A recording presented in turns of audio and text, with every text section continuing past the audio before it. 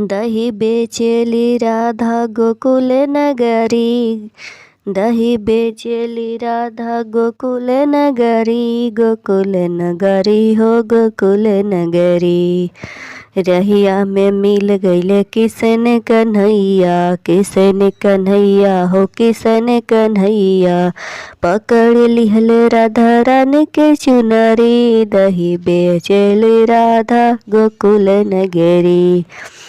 छोड़ा छोड़ा छलिया हो मोरे अचरिया, मोरा अचरिया हो मोरे अचरिया। देखत बाड़ सब नगरी, दही बेचेली राधा गोकुल नगरी। कौन गाँव के तू हऊ गुजरिया, हऊ गुजरिया हो हऊ गुजरिया।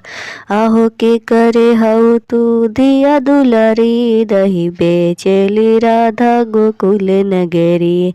गोकुल नगरी हो गोकुल नगरी, दही बेचेली राधा गोकुल नगरी।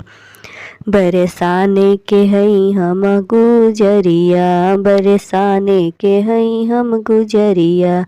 हई हम गुजरिया हो हई हम गुजरिया। अरे कृष्ण बानु बाबा जी के हई दुलरी, दही बेचेली राधा गोकुल नगरी। जब तुहु हऊ ब्रज भानु के दुलरी, ब्रज भानु के दुलरी हो ब्रज भानु के दुलरी।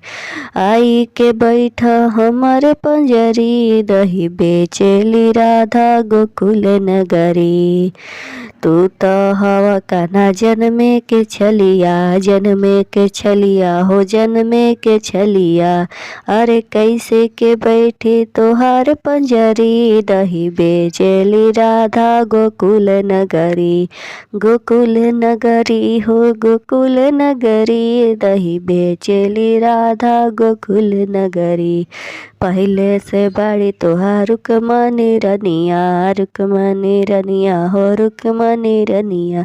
आहो हम नहीं बैठम तोहार पंजरी, दही बेचेली राधा गोकुल नगरी। गोकुल नगरी हो गोकुल नगरी, दही बेचेली राधा गोकुल